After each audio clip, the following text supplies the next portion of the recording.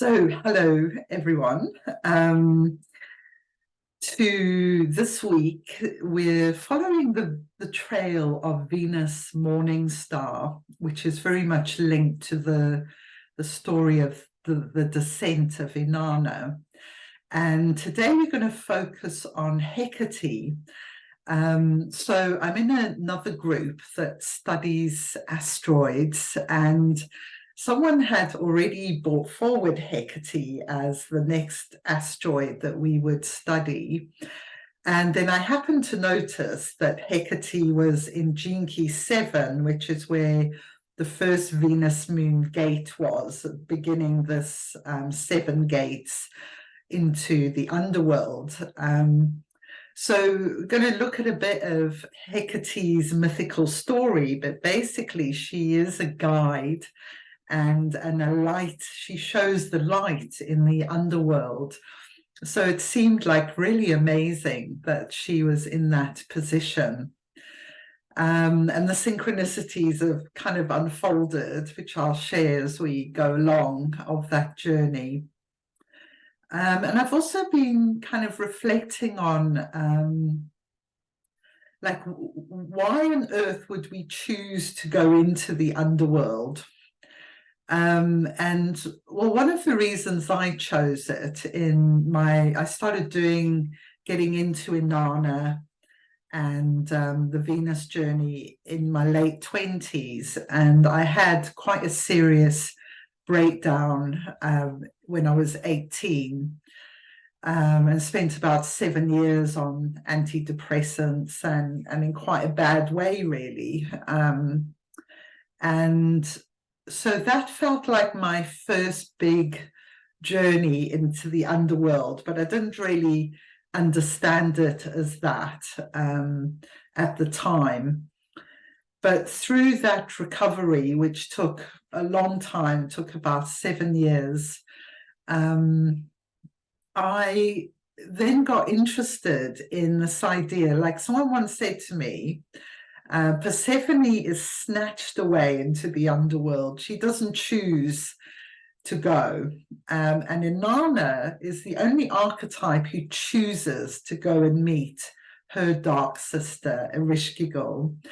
So in a way, I think this was a bit of a way of putting myself in more of a position of empowerment, that I would be the one to choose to go on the journey into the underworld rather than get snatched again. And actually I have been snatched again, which is very humbling.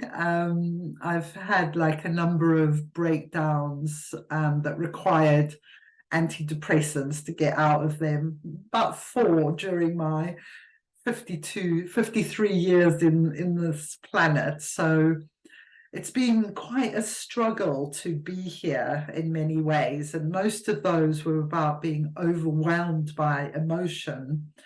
And so I kind of see this Venus journey as very empowering, because it helps us to own parts of ourselves that are perhaps repressed, neglected. Perhaps we even hate those parts of ourselves, or we feel ashamed of them when they kind of splurge into the world as emotional reactions or whatever. So yeah, and I'm very excited about Hekate being there. I had this transmission of Hekate a long time ago in the Chalicewell Gardens. So it's interesting she's sort of turned up again. That was also in my late 20s, actually. And now I'm looking back and I'm thinking, maybe Hekate was actually there all along as part of this. And those, when we're in those states of darkness or depression, things come to us as healing methods, or friends, or people suddenly appear in our life who give us an answer. And I kind of perceive that is the way that Hekate works. So wherever Hekate lies in our chart could also give us some ideas about, where we can access that guidance within ourselves as well. or what the type of guidance might be. So we'll look at where they are at the end of the call and have a little conversation about that. So if you don't know where your Hekate is, I'm going to type this. So it's called www.taraka.io. This is Kim Gould's website where you can put your own chart in for free. And if you go to asteroid 100 down the list, which is Hekate, you can find out where she is in your chart. And there'll be two readings, one the natal when you were born, and one the design, which was 88 days before you were born. Okay, so I've got a little presentation to share here, so let's do that next. Okay, so as I said before, Hekate is asteroid 100. Let's start the slideshow. And we're following the morning star phase. Interestingly, I mentioned I'm in another group that studies asteroids, and we're going to be studying the Dark Goddess Asteroids. So I suspect that Hekate is the first of many who's going to kind of appear as important in this journey.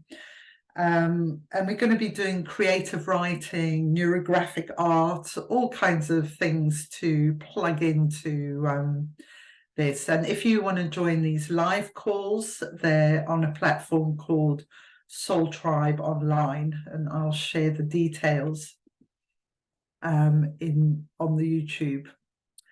Okay, so this is an Orphic hymn that is written to Hekate, very old poetry, like BC we're talking. But let's use this to invoke Hekate today. Hekate, lovely dame of earthly, watery and celestial frame, sepulchre in a saffron veil, arrayed, pleased with dark ghosts that wander through the shade, Perseus, solitary, goddess, hail, the world's key bearer, never doomed to fail, in stags rejoicing, huntress, nightly seen and drawn by bulls, unconquerable queen. So interesting reference to bulls there, because Inanna's consort is the bull, the Musi, who is here. So this is an image, ancient sculptural kind of image of Inanna and the Musi. Yeah, and the cow and the bull are kind of key animals with Inanna and Dumuzi. I mention that because I notice in the dream arc, if those of us who are joining the dream arc, that the bull has been chosen as the first animal, and the subject of cows has come up quite a bit for us as well. So interesting glyphs or animals, energies there. So the Venus moon gate, I've put gate 2, but in terms of the 7 gates, when Venus is direct, this is actually the first gate. So this gate was conjunct Venus, Moon, Juno, Hekate, and they were gene key 7, line 2. And today Hekate is at 4, line 1, which has to do with forgiveness. And the sun is at 6, line 4, which is peace, and Venus is still in 7, line 3, which is guidance.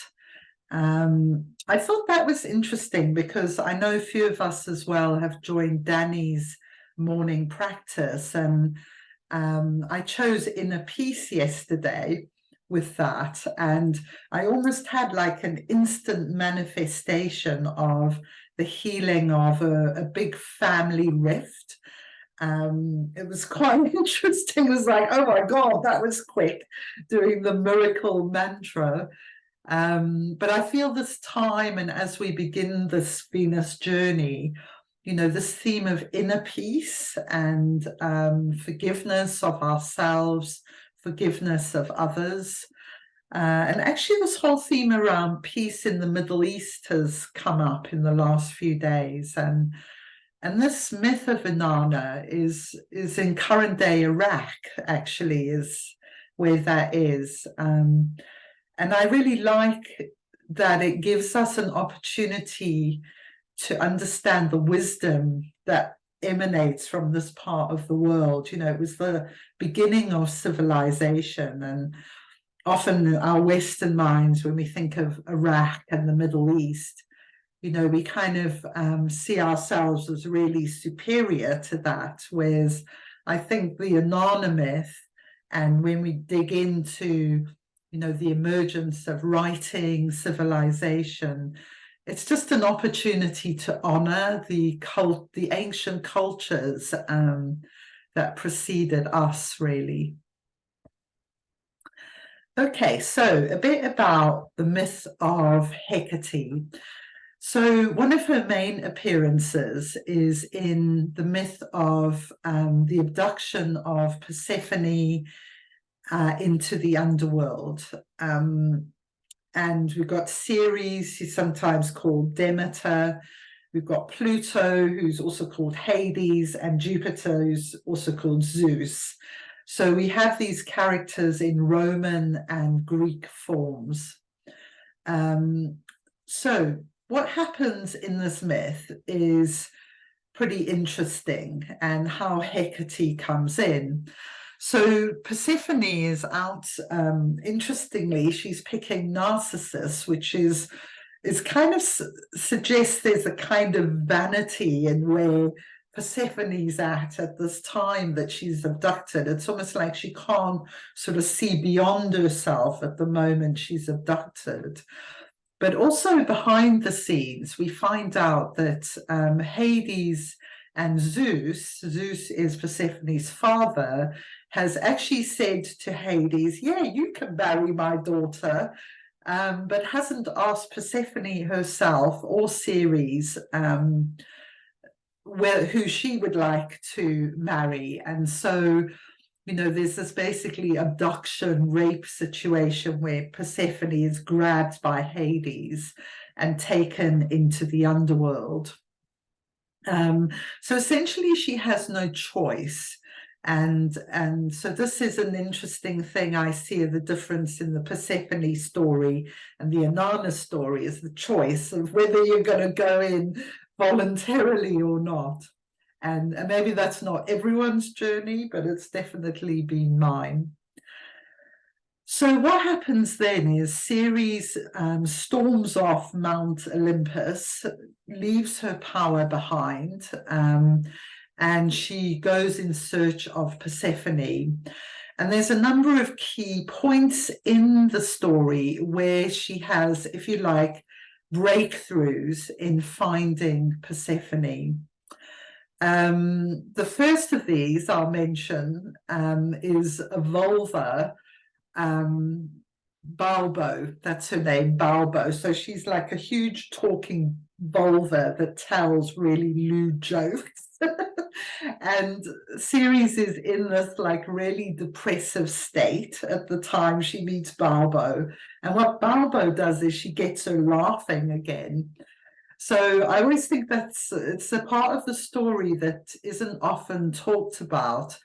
But I think this kind of lewd humor, sexuality, I think it's really important in how Ceres kind of starts to turn her depression around. And her depression is about losing her daughter. So then there's another meeting that's an important turning point, and Ceres meets Hecate. So Hecate stands at the crossroads of three crossroads. She's often seen as depicting the different parts of the moon cycle. When I went to search for images of her, there's lots of kind of young images, but that doesn't sort of feel right to me. Hecate to me is the crone, the older wisdom, the wisdom of the older women. Yes, I'll show you a picture of her in a sec. So this one on the right here is Hecate, and you can see she's quite a young woman in that one. So it's interesting, like when you look at these images, like I'm not saying I'm right, but which ones I resonate with and which ones I don't resonate with. It's like how I feel that archetype. And I'd say this myth, it's absolutely massive. We're all in some way living this out through our mother-daughter relationships, through our father-daughter relationships, how much power we have in our choices of marriage, of love. And an interesting dimension which has come really in the last few years is that what if Ceres is a kind of over-dominating mother who won't let go of her daughter? I've kind of felt that with my mom, and almost like falling in love with Hades. So then Persephone wants to stay in the underworld rather than return to her mother. So there's all kinds of ways that the myth can play out, and I like the idea that we are the rewriters of myths as well. Like we don't just have to accept the myth, we can change the ending. Okay, so here's Hecate. I quite like this one. So she's got her flame. So she's a guide in the night in the underworld. And she has these black dogs. Now, they're black dogs there, but when she appeared to me in Glastonbury, they were white dogs. So I don't think they're always black dogs. And she's connected with the moon and the nighttime energy, basically. Okay, and I just wanted to mention Juno, as she was also at this first gate, is to do with the sacred marriage. And so you can see that Hecate is playing a role in this marriage of Hades and Persephone, almost like an empowerer, like she kind of brings about the liberation of Persephone ultimately through telling her mother where she is in the underworld. So it feels like this thing about relationships is very tied up with this Venus cycle, and Juno is very strong in the last one as well, actually. Okay, so I love the discovery charts because to me they reveal some really interesting things about these asteroids. So when Hecate was discovered, the sun was at 53 in the 53rd gene key in the line 5. And this moves from immaturity to expansion to superabundance. I was quite interested in this specific gene key because I just turned 53 on the 10th of September, so the date before this gate. And I always feel like you kind of embody that gene key of the year that you're in as well. And then the Earth was at the 54, and this was one of the Venus star points, actually. So that moves from greed to aspiration to ascension. Venus was in the 56, line 2, leading from distraction to enrichment to intoxication. So I think that's kind of a really powerful placement for Venus. The North Node was the 29, leaping into the void, which is the underworld. And the South Node, the 30, which is celestial fire. So this feels like Hecate is holding this, you know, the fire that's in the underworld, like a special light in the underworld, which is that fire that she holds. So what's amazing is because when I was looking at Hekate in this first gate, she was in the 7, and she was actually discovered in the 13, which is the programming partner. So that to me felt like a really big synchronicity. And the 13 moves from discord to discernment to empathy. It's the programming partner to the 7. So this is a theme of guidance through deep listening with love. And I feel that listening is to our bodies, our intuition, to Gaia, to the animals. And then interesting as well, the design of the discovery of Hekate is the 41 line 3, which is a start codon. So it begins something new in the genetic programming, and the Venus, and all of us, I think pretty much all of us have that Venus star point in our 5 matrix of the 41. Okay, so I'm just going to finish off reading. These were amazing, the 13. I've got really into the 13th gene key. It's like, oh my God, listening could just like change the whole world, basically. Like everything we need is in this 13th gene key. So this is from The Gift of Discernment. This is from the Gene Keys book by Richard Rudd. So discernment emerges as your emotional nature comes more and more into awareness. As you realize how deeply in the thrall of desire you are, you begin to understand the whole of humanity as well. Out of this incredible swelling of awareness arises the 13th gift of discernment. Discernment begins at an individual level as you come to see how deeply your view of others is connected to your feelings. I feel that's like the key sentence, like your view of others is connected with your feelings. As soon as we kind of get that, everything sort of shifts, and I think these feelings of emotional overwhelm can come from that place. So only when personal feelings are witnessed and examined can you begin to see things in a more objective manner.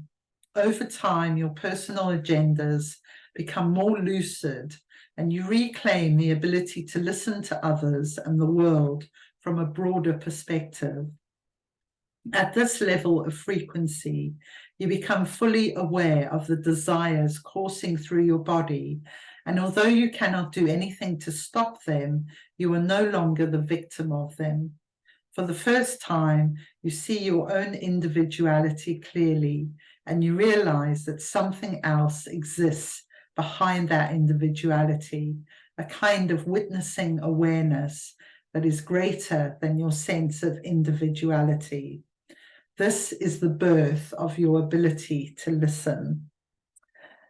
So also interesting in the 13, Richard Rudd talks about myths, and obviously we've been talking about this mythical story of Hecate, Demeter, Persephone.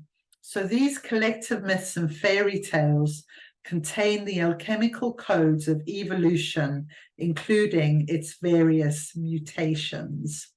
So I thought that was interesting, given how powerful this myth of Demeter is series. Like I first did it as a priestess in my 20s. I wrote a ritual for my group on this, and so it was practiced in ancient Greece for many thousands of years. Basically, it's come a long way, this ritual, and people are still engaged with it in many ways now. Okay, so this is the city of empathy, and when I was reading this, I thought about the dream arc as well. The 13th city, like its partner, the 7th city, has much secret wisdom hidden within it. Our DNA is an incredible substance. It contains all the memories of our entire species and even those earlier life forms from which we descended. Like a fractal shard of God itself, DNA forms a living, vibrating link to the beginning of life on this planet. Even more profoundly, it connects us to the seed from which our very universe first sprouted. It is through this 13th city that information from our collective past can be recovered. Like a kind of cosmic librarian, it has all the access codes to every volume ever written on the pages of life. We are not just talking information here, but experience. The 13th city can unlock the essence of what it is to experience being a wild panther or a strawberry or a mollusk. This is the power of empathy. So again, that's taken from the Gene Keys book. Okay, so that's my little presentation there. So can I just ask a question, Alison? So why did it have dream arc attached to it if it's from the book? Okay, well, yeah, I've been doing quite a bit on the dream arc leading into it. So one of the things that's kind of really emerging for me from the dream arc is that the animals are inside of us as well as outside of us. So they're kind of part of our DNA. And that's exactly what that 13th message is saying, that every part of life, the plants, the animals, it's actually already encoded in our DNA. So it's inside us as well as outside of us. So we are the dream arc, basically. Imagine all these animals are inside of us. That's a pretty awesome kind of way of looking at it. Yeah. So I don't know, let me know what you think of that. And yeah, if you've looked up your Hekate, where is she? And what do you think about the sort of 713 programming partners? I know some of you have them in your profile as well.